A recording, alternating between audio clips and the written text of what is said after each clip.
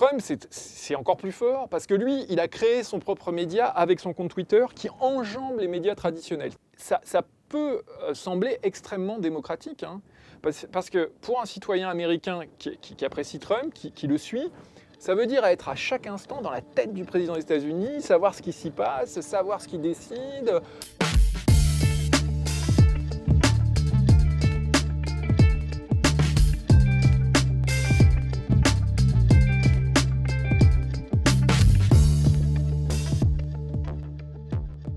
Bonjour Corentin Célin. Bonjour. Historien, spécialiste des États-Unis, nous sommes très heureux de vous recevoir dans Médias dans l'arène pour un épisode un peu particulier, puisqu'il s'agit bien de parler des médias, mais à quelques mois de l'élection américaine, on a aussi envie de parler de Donald Trump. Donald Trump et son rapport aux médias, car on le sait, rarement un président américain a entretenu des relations aussi conflictuelles avec les médias. Et justement, ma première question est à la fois très simple et très large. Pourquoi est-ce que Donald Trump attaque-t-il autant les médias ? En fait, ça fait partie entièrement de sa stratégie politique, hein, telle qu'il l'a élaborée en 2014-2015, au moment où il se lance en politique, en particulier conseillé par un sondeur et gourou aujourd'hui disparu, Pat Cadell. En fait, le pari, c'est de dire que les médias sont la seule institution qui soit encore plus impopulaire que les politiques.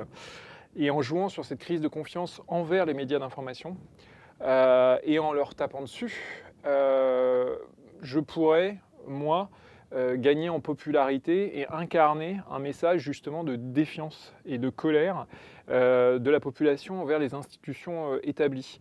Et c'est ce qu'il a fait dès son entrée en campagne, c'est-à-dire en disant les médias d'information ne sont pas fiables, ils sont biaisés en faveur des libéraux, des progressistes.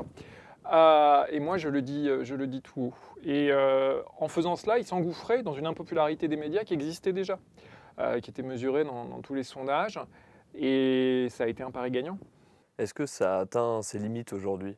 Parce que ça a été un pari gagnant pour son élection, mais est-ce qu'aujourd'hui, 3 ans après, ça a atteint ses limites ? Alors, il faut d'abord préciser que Trump a affaire à un paysage médiatique états-unien qui l'avantage. Et par exemple, historiquement, c'est un avantage très fort qu'il a par rapport à Nixon. Nixon avait toujours rêvé d'avoir une télé Maison-Blanche, une télévision qui diffuserait ses messages, une télévision officielle. C'était un projet qui lui avait été présenté en particulier par un certain et jeune à l'époque Roger Ailes en 1970.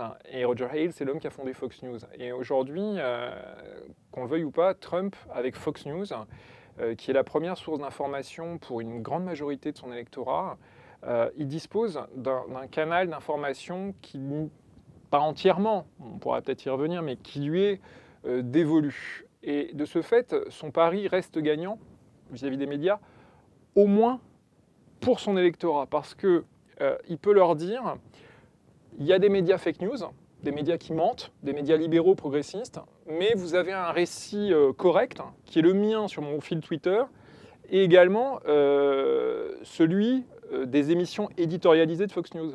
Et ça, c'est quelque chose qu'aucun président n'a eu avant lui, ce fait d'avoir eu une télévision tout à son avantage. Alors, ce qu'on ne dit pas assez, c'est que la relation houleuse entre Donald Trump et des titres de presse, par exemple comme le New York Times ou des chaînes de télévision comme CNN, finalement, ça s'est révélé être une aubaine à la fois pour lui, mais également pour ses médias. Oui, alors une aubaine du point de vue commercial. C'est incontestable que le New York Times va beaucoup mieux depuis que Trump est au pouvoir, qu'il a gagné énormément d'abonnés. Ensuite, c'est plus complexe parce que en rentrant dans l'arène, dans le combat politique, en particulier avec des pages éditoriales qui tapent assez fort contre le président des États-Unis, ces médias, en quelque sorte, servent aussi son message, parce qu'il semble confirmer qu'effectivement, je pense au New York Times, je pense à CNN, il y a un biais dans leur traitement d'information. Ce qui ramène aussi à une question fondamentale que lui a peut-être pas consciemment bien perçue, c'est aux États-Unis la confusion croissante entre l'information et l'éditorial, c'est-à-dire l'opinion. C'est-à-dire que, par exemple, dans le New York Times ou Washington Post, on a souvent des éditos au vitriol de chroniqueurs invités. On peut penser à Krugman au New York Times, hein, le grand économiste qui charcute Trump à intervalles réguliers. Mais justement, ça peut le servir aussi. Ça marche parce qu'il y a un électorat anti-Trump, donc ça marche, ça fait du client. mais ça peut aussi servir son message, parce que parfois on peut se dire « Ah bah tiens, il n'a pas forcément tort, c'est vrai qu'ils sont quand même... Est-ce que leur traitement d'information est juste ?» On avait vu cette question au moment, de manière assez vraiment pure, au moment de la publication par le New York Times, dans les pages édito, de la tribune anonyme contre Trump, de ce soi-disant haut fonctionnaire ou ministre qui le servait, mais qui résistait de l'intérieur contre lui. Et on avait vu une tension entre les journalistes du New York Times qui disaient mais quand même, publier une tribune anonyme, c'est pas... Nous, on va chercher à savoir qui c'est. Et donc, on voit bien que, quand même, oui, c'est un pari gagnant de s'opposer à lui commercialement. Ensuite, ça peut poser problème.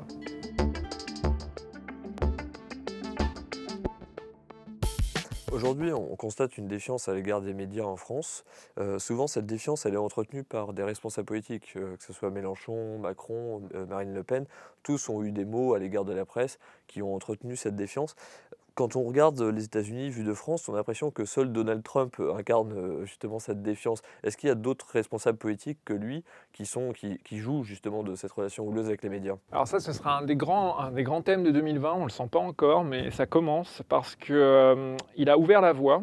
Et dans la primaire démocrate, hein, par exemple, Bernie Sanders a créé une télévision de campagne, une télévision de sa campagne, parce qu'il accuse les médias d'être en faveur des candidats, on va dire, sociolibéraux, hein, Biden par exemple, et de déformer son message. Et donc c'est pour ça qu'il lui a déjà créé une sorte de télévision de campagne qui est censée diffuser le bon message. Donc on voit bien que cette méfiance envers les médias, elle est instrumentalisée déjà ailleurs que par Trump.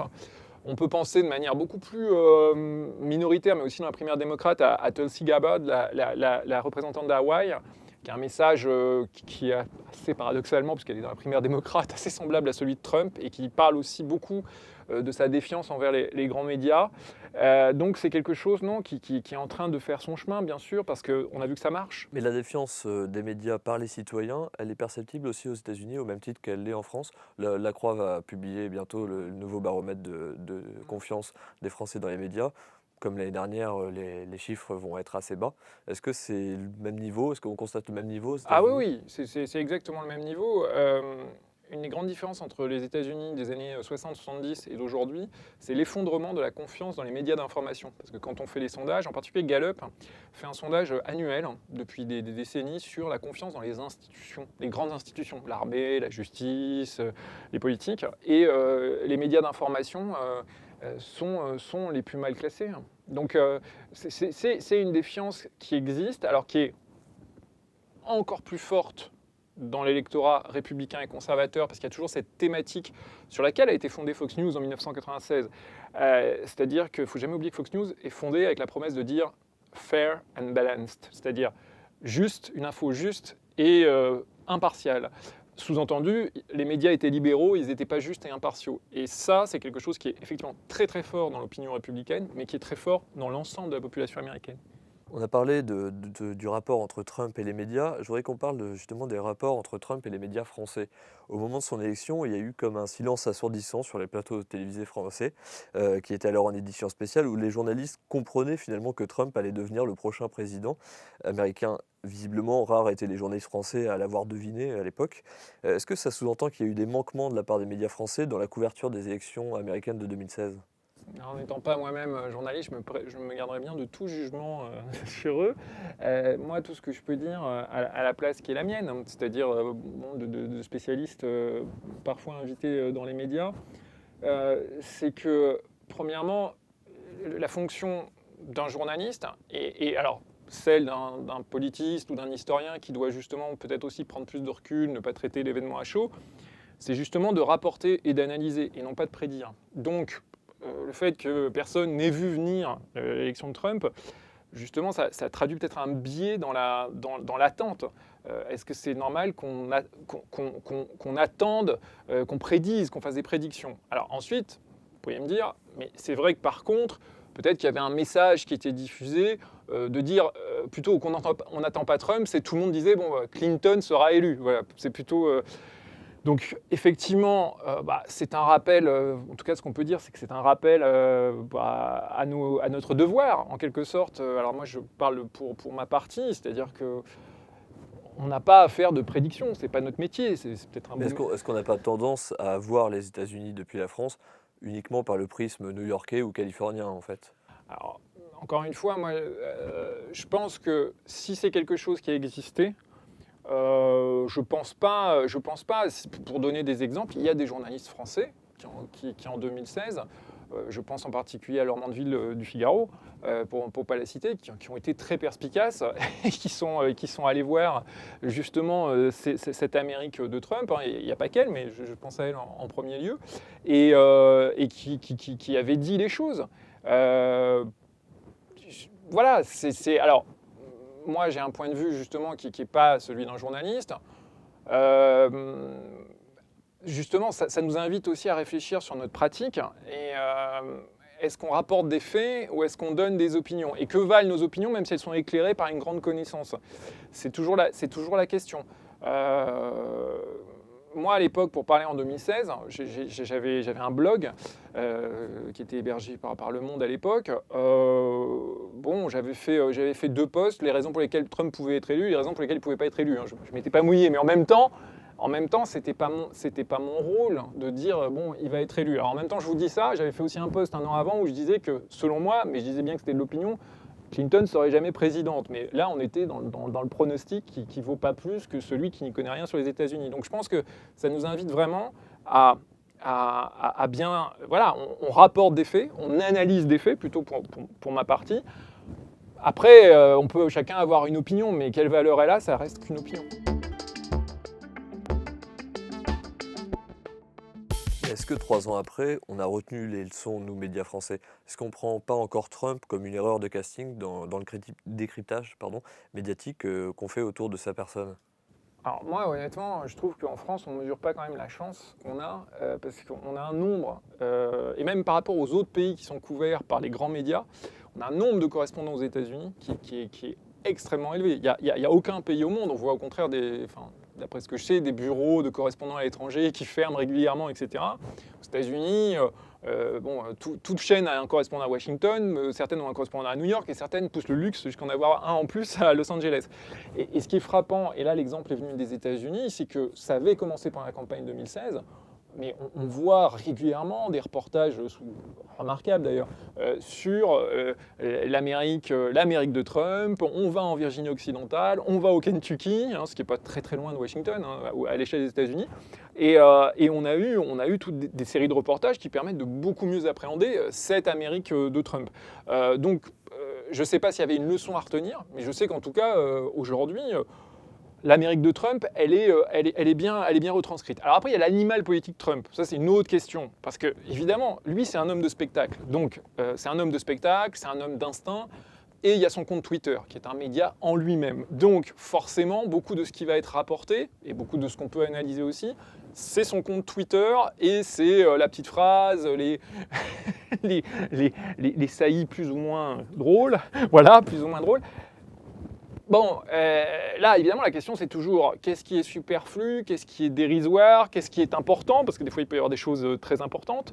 Je pense que, enfin, là, encore une fois, je vais parler juste pour moi, je pense qu'on apprend en se cassant la gueule. Hein. Je veux dire, c'est clair que moi, si je parle pour moi, sur mon fil Twitter, peut-être qu'au début, j'avais tendance à répercuter tout ce qu'il disait. Maintenant, je prends plus de recul. J'ai appris aussi à essayer de cerner dans cette production de contenu ininterrompue, hein, qu'est son fil Twitter, ce qu'il y a de conjoncturel et de vraiment pas très intéressant, et puis ce qui peut faire date. Mais beaucoup de médias jugent Trump comme quelqu'un qui va tweeter n'importe quoi. Et en même temps, rares sont les médias à se dire il est peut-être en avance sur son temps, justement, en maîtrisant son compte Twitter comme aucun président ne l'a fait avant, en communiquant, en étant un média lui-même.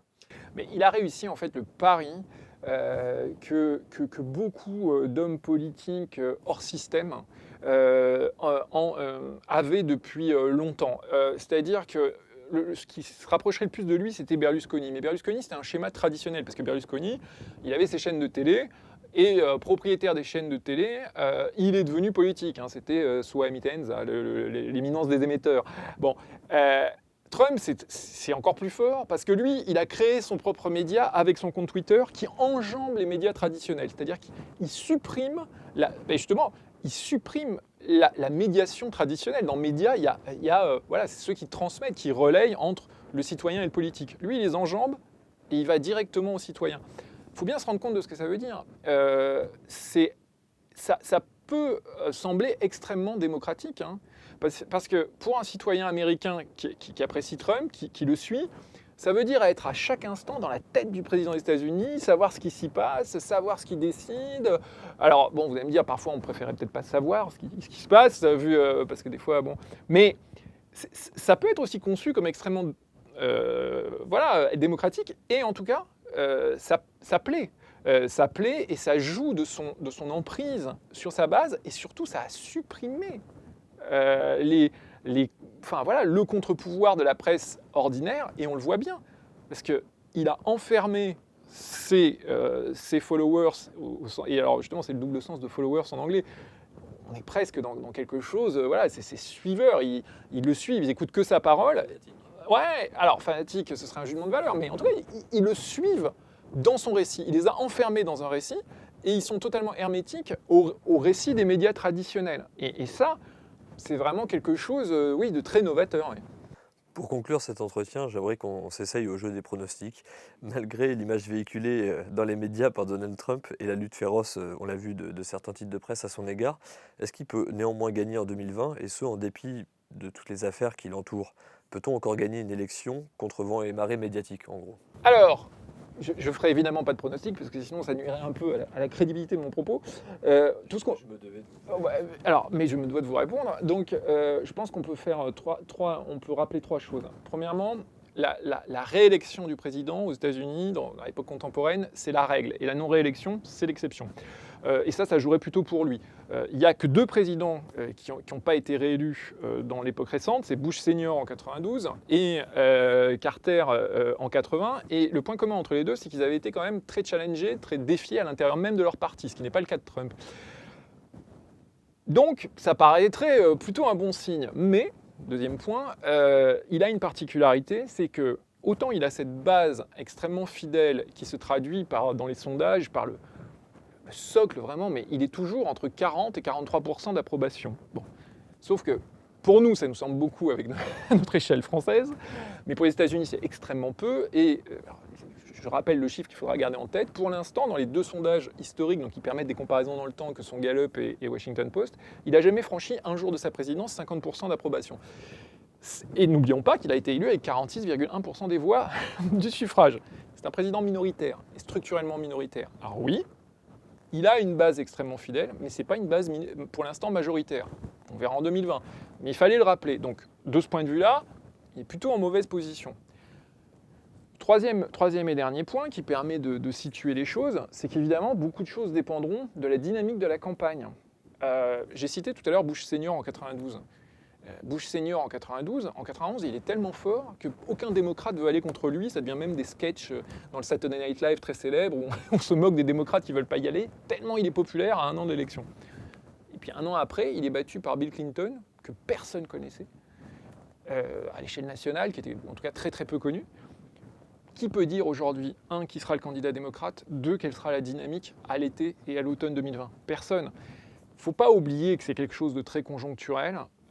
On l'a vu, justement, en 2016. Et s'il y a une leçon de 2016, on en a parlé pendant notre entretien, c'est justement que tout pronostic est impossible parce qu'on est quelque chose sur une campagne très moderne, très fluctuante, et qui se jouera aussi les 3 derniers mois avec des événements inattendus.